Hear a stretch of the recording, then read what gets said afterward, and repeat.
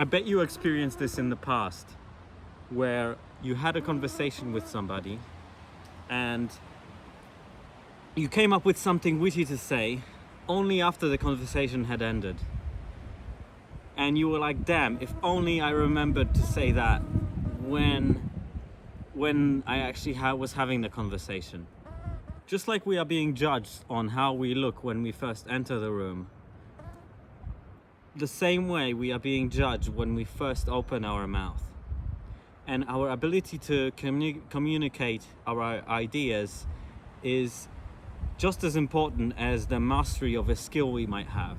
So if we have a 10 out of 10 skill and only 3 out of 10 communication skill, you are only being perceived at 3 out of 10 at mastery of that skill, even though you are 10 out of 10. And that is why I decided to make 2024 a year where one of my 3 main goals for the year is to master communication. Because you have to be good at communicating if you want to be perceived as a master, and you want to communicate ideas clearly. Mosquitoes, sorry. And the way we do that is through frameworks, through practice, through regular practice, through reading books. And there's this, I used to believe in this idea that I am a slow thinker, and because I'm a slow thinker, I can't really come up with something clever to say in the middle of a conversation. I only come up with something clever to say after the conversation. But now I believe this was a false belief. I believe this was a false belief because you can practice. Because our brains need frameworks to communicate ideas clearly. And that is how you become an effective communicator. Impromptu, to improvise. You talk with people and you come up with responses by practicing. So that is how I made 2024 a year of communication.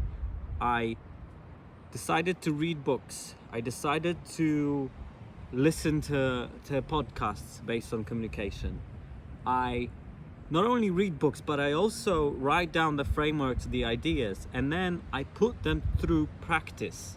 I put them to practice through these videos, through everyday encounters, through giving out energy, through changing the energy and the way I communicate.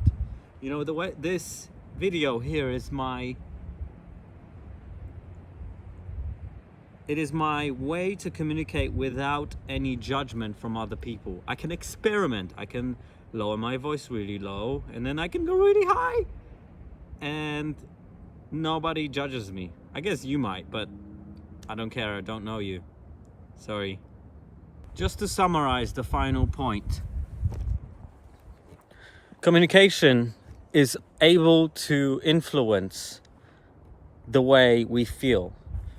Body language is a form of communication. Verbal language is a form of communication. So if you change your body language and you change the way you move, you influence how you feel. For example, you might be stressed and then you go for a bike ride, or you go to a gym and work out, and you totally change the way you feel. And in the same way, the way you use your voice and the way you move your body is able to influence not only yourself, but it's also able to influence the people around you.